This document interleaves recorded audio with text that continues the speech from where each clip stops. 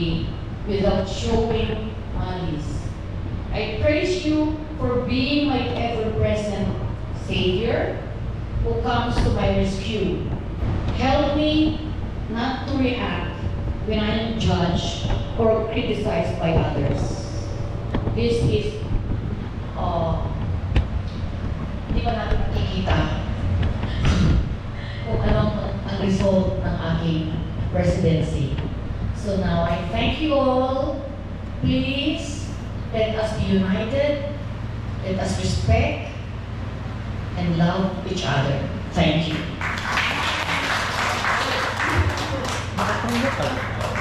At this point, we will request our President for the introduction to start off the Young second task, the introduction of our guest of honor. So please introduce.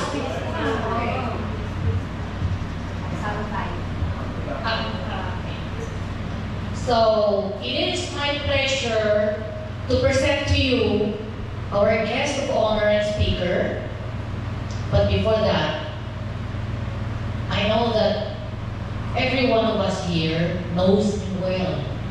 Alam, kilala natin siyang very well. He is a very famous and popular public figure. He is my compadre. The wife is my best friend forever, and parang kami magkapatid. We are very close. His children, dalawa, panganay at pangalawa, ay aming inaanak. So dalawa yan, hindi lang isa. And on our side, our bunso, Dr. Majoy, ay ninong din niya si our guest speaker. So very close, especially the wife. I love her so much. Yeah, she's now in the United States, okay? Our guest of honor speaker served as our vice mayor in the city of Urdaneta, but I don't know the year. Alam na natin na natin vice. And he also served many times as the city councilor of Urdaneta, and now an incumbent city councilor of Urdaneta. And for everybody, again, he is running for another term and to be the city councilor of the city of Urdaneta. I am now ready to to present to you our guest of honor and speaker, the Honorable City Councilor Onofre Bong Cristobal Gorospe. But I forgot pala pala, sorry. May paghapon pala ako. Maybe it's not for He is the president of the Originals, Urdaneta Incorporated, and also the past president of the Rotary Club of Urdaneta.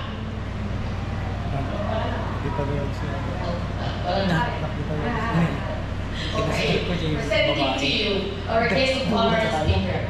Let's give a round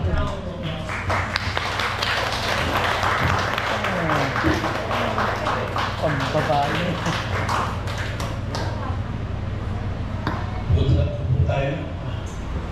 Thank you very much, my compadre, for that very generous introduction.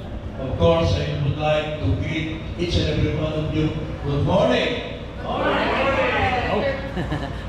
Alam po ninyo, nung sinabi sa akin na ako ang magiging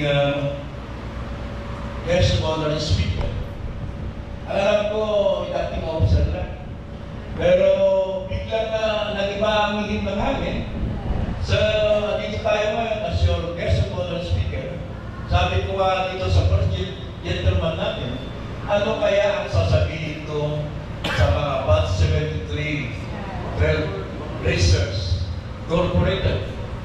Well, a while ago, I have observed a very orderly and a very nice turnover, transition of power or authority to the next administration. And parang nakita mo na to, parang isang military protocol. Thank you very much to the good Major General Jesus Fajardo for a very orderly transition of authority. Alam po ninyo, as mentioned by your President, and I would like also to congratulate the job well done to your immediate past President, Engineer Loreto Balilo. Sabi ko nga, palapakan po natin. Sabi ko kanina, kaano-ano po si Commodore Balilo. Pinsan niya. He's a good military officer. So, congratulations again for a job well done. Sabi ko nga kay First Gentleman Dr. Maranyada, anong sasabihin ko sa Christmas party ninyo? Siguro, I would like to speak about what's happening to our city as your legislator. Hindi sa ko ng palunsod. Dahil sa ko ng palunsod, the city of Urdaneta, I was elected as the majority pro leader of the August body. As a majority pro leader of the Sakunang Palunsod, I have to see that every session is in orderly manner. Lahat po ng mga gustong sabihin ng mga konsyal ay kailangan dumaan sa majority pro leader. And in my experience as a long-time local legislator, to the information of Batch 73, I have served as Barangay Kagawad for 8 years. I have been a Barangay Captain for 2 years. I have been 19 years as Municipal Councilor and City Councilor. I was mandated by you as one of the Vice Mayor or Presiding Officer of the Sakunang Palunsod. So, halos I have served in public service for more than 30 years. So, in addition, for another term of 3 years, 19 years plus 3 years, 22 years as councilor. So, almost half of my life is public service. And ayaw ko na sana tumakbo na konsihal noong tumakbo tayo for member at wala tayo, hindi tayo pinalad na maging representative ng business state sa Sangguniang Panlalawigan. Sabi ko, ayaw ko na that maybe I have served enough to the people of Urdaneta. Pero ang ating butihing mayor approached me. Nasabi niya, Sir, pwede bang tumakbo po kayo uli as councilor? Kailangan kayo doon sa Sangguniang Palunsod. Sabi ko, dahil he was the former vice mayor and first term mayor, sabi ko sa kanya, matagal na tayong natindihan, Mayor. At siguro sapat na yun na servisyo sa ating mga kababayan dito sa lungsod ng Urdaneta. Pero yung convincing power ni Mayor Rami, talagang mabilib, sir. Hindi mo naman ako pwedeng labanan as mayor dahil magkasama tayo. Hindi mo ka rin pwedeng labanan si Vice Mayor Jim. So, sir, kung pwede lang, you stay as councilor. Dahil ka mapilit, okay, Mr. Mayor, I will join your party, pero hindi ko na kaya makampanya. So, I was part of the team, but I did never campaign. Sabi ko nga, tignan ko nga kung ano ang ekalit ko sa aking mga kababayan, so. And good enough, lumabas po tayo for another term as councilor of the city of Urdaneta. That will be the 22nd year as city legislator of this beloved city, our beloved city of Urdaneta. Matagal-tagal na po, ayaw ko na rin sana, pero mapilit pa rin sila na tumakuli ako as for another term this coming election. Alam po ninyo, napakaraming mga diskusyon ng aking pinasa. And maraming ordinansa. And one of my favorite ordinance is the ordinance enacted to give priority to the people of Urdaneta. That is the first Urdaneta First policy. I was the author of that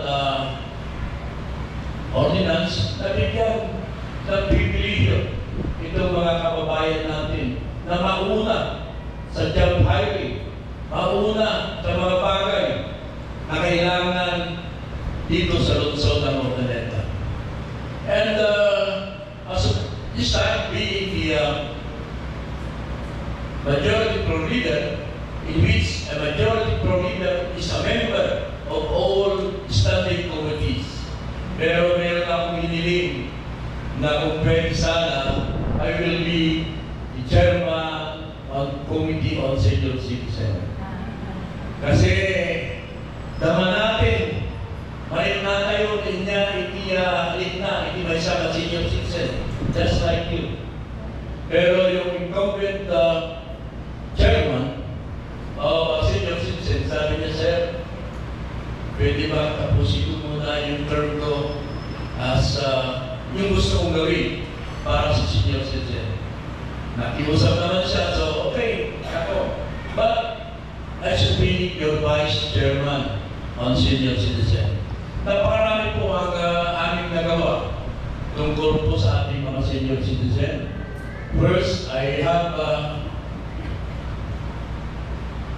invited the different establishment here in the city of Urdaneta to give priority to all senior citizens.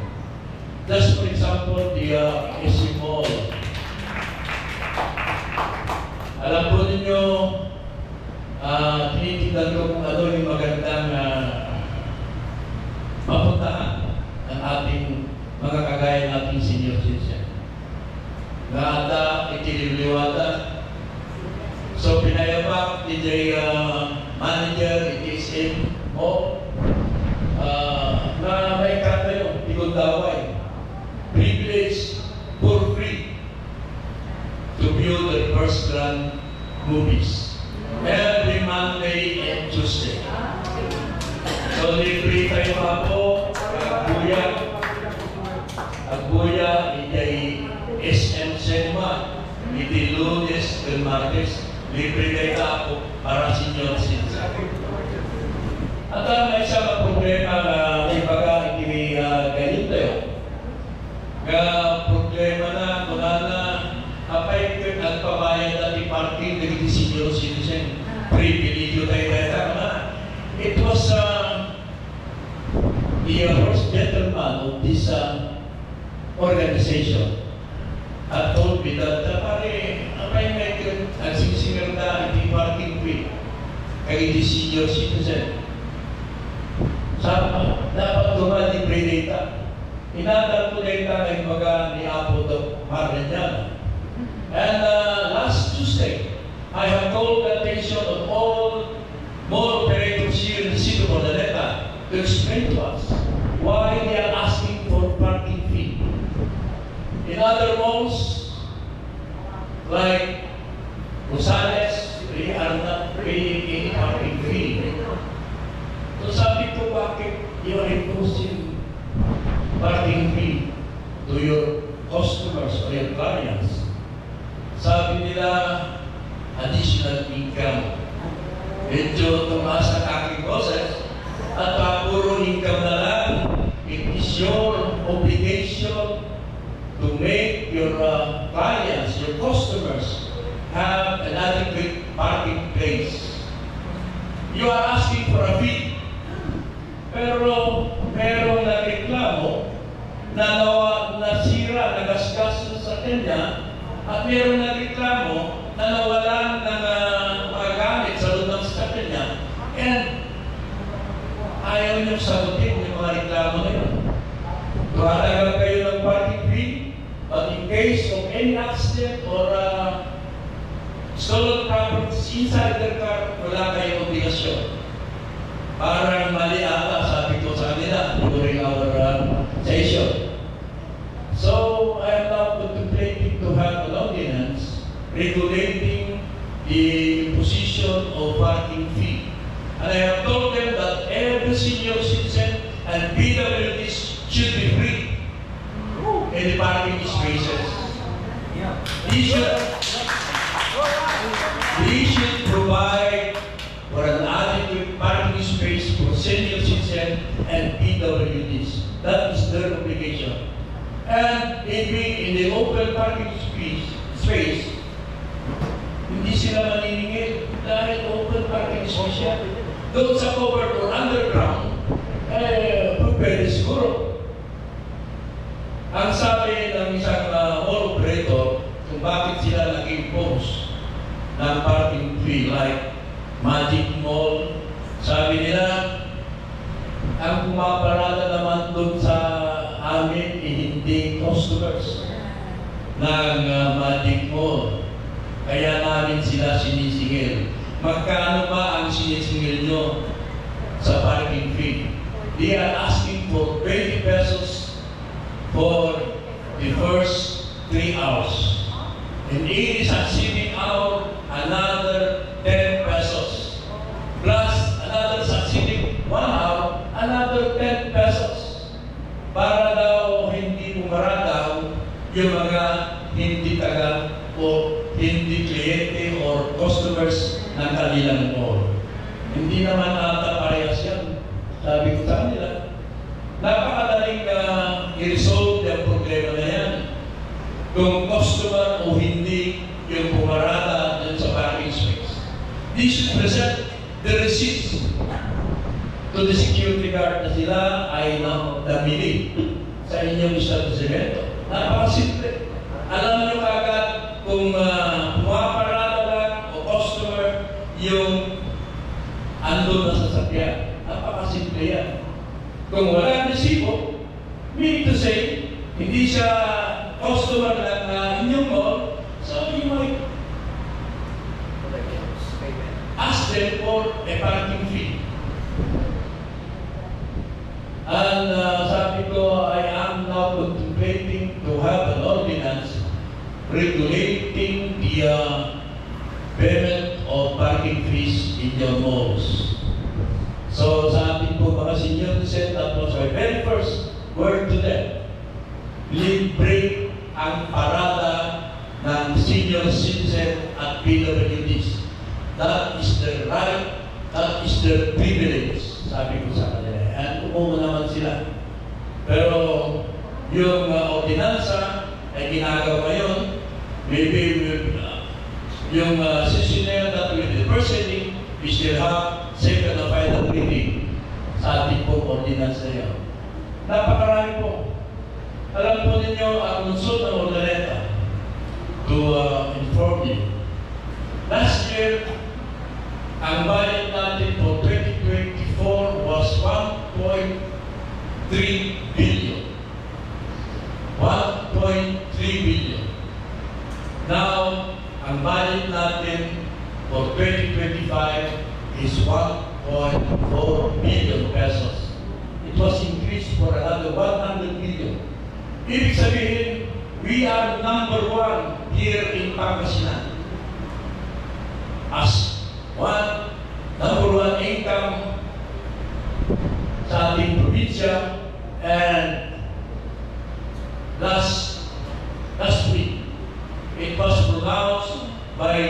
regional authority that Urdaneta now is number one income earner here in the entire Region 1. That was because of the good leadership of our very own Mayor Julio Rabi Parayo III. Kaya ako naigaling sumama sa kanya, nakita ko ang kanyang malasakit sa ating lungsod. Nakita ko how he served his community. I have served for 3 mayors here in the city of Urdaneta. Tatlong mayor po ang aking pinalikuran. Mayor Rudy Parayo, Mayor Amadeo Perez Jr., Mayor Amadeo Gugong Perez. I have served these 3 administrations. Ngayon ko lang nakita kung gaano ang malasakit ng ating incumbent mayor sa ating lungsod. Nakita natin in all 34 barangays, tumayo ang mga bagong barangay hall. Gastos po yan ng ating lungsod. Tumayo ang mga senior citizens hall. Gastos yan ng ating lungsod. Tumayo ang mga child care center in all 34 barangays. We have asphalted almost all roads in the city of Urdaneta. We have all new vehicles for all barangay captains and all of our councilors and even the head of the departments. Meron sila mga bagong sasakyan. We have the new equipments in our city. We have opened the yung basurahan natin na pinasara ng na dahil masyadong nangamoy at punong-puno na. You know, I was the author of that sanitary landfill during my term as councilor. And it was opened when I was the vice mayor. And I told the mayor before, Gugong Perez, that the income generated from this landfill is enough to sustain the electricity of our city. Sayang at hindi po nagawa ng past administration. Yan ang pinaka-paborito kong legislation, to have a sanitary landfill that pwedeng paglagyan ng ating mga basura. At napakaganda ng dahil nakita ko ito in Hawaii nung bumisita ako doon. At pwedeng gawin dito sa Urdaneta. Kinausap ko ang municipality na tulungan tayo para maging modern ang ating landfill. At pinagawa ko ng feasibility study. At ngayon, tumayo ang ating sanitary landfill with certain condition coming from the U.S. Embassy. That we will be giving $100 million donation to the city of Urdaneta to make that sanitary landfill modern. We could generate electricity, libre po ang ating kuryente. Nakausap ko na rin ang panito na ang ma-generate na electricity should be sold to their customers at the least cost. Napakaganda sana yan, kanya lang hindi po nagawa ng previous administration. But now, na-renovate na ang ating basurahan. Alam po ninyo, kung sarado yan, the city of Urdaneta is spending millions of pesos every day just to travel that garbage at ilagay doon po sa kapas. Kapas na millions of pesos was lost in the coffers of the city government just to dispose these garbage. Ngayon, meron tayong panibagong sanitary landfill. Na-renovate na, it was open and approved by the DNR. Marami pa akong legislation pero nakita ko medyo gutom na ata kayo. Again, to the bus 73. And I am also an alumni of Ordaneta National School. I have studied first year and second year, but due to some problem, I have transferred to Divine Word, third year and fourth year. But still, I enjoy being with the Ordaneta National High School alumni. Member po ako, batch 71. Mas pangalay ako sa inyo for 2 years. So again, to the batch 73, Ordaneta Trailblazers, I would like to extend my congratulations. A job well done. At nakita mo, the previous administration have done a lot to improve this organization. You have registered this organization to the SEC. And naririnig ko kanina yung accountability, money matters regarding your organization. Napakaganda. So again, congratulations to the Ordaneta National High School, Batch 73 Incorporated, the Trailblazers. And you have produced a lot of professionals, kagaya ni your president, your past president, and you have produced luminaries like General Jesus Pajardo, Major General of Air Force, and Colonel Jesus Jess Cardona, Police Colonel. Ano pala? Kalapahan natin si ang ating Colonel Jesus Cardona, who was also the Chief of Police of the city of Ordaneta. So again, to you, Trailblazers, good morning, Merry Christmas to each and everyone. Thank you, Councilor. At this point, may I request the Councilor to stay standing there, please. Dito po. At yung nagkakaroon na ang gawin, dito po sa kaliwa. At dito kayo dalawa. Dito. Habang pinabasa ng ating secretary, ang ating citation, bago ibigay, papasahin mo lang nila. Ordaneta National High School Alumni Association 73 Incorporated, Ordaneta City, Pangasinan. This plaque of appreciation is presented to Honorable Councilor Onofre Sigurospe, City Councilor, Ordaneta City, Pangasinan, as a token of your esteem, gratitude, and valued appreciation as guest of honor and speaker during the turnover and induction ceremony of the Ordaneta National High School Alumni Association 73 Incorporated, given this 7th day of December 2024 at Gorospe Compound, Ordaneta City, Pangasinan. Signed, Engineer Florentino Balilo, President, UNSSAA 73 Incorporated. Hold on, Jerry, hold on.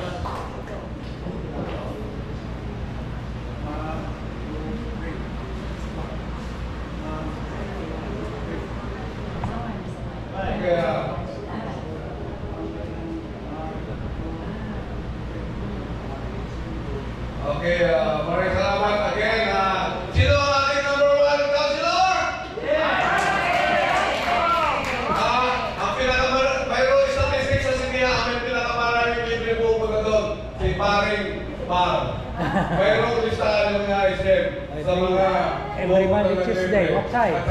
Anytime? Monday, Tuesday. Okay, kaya that's all those and fire activity. So, bago tayo po,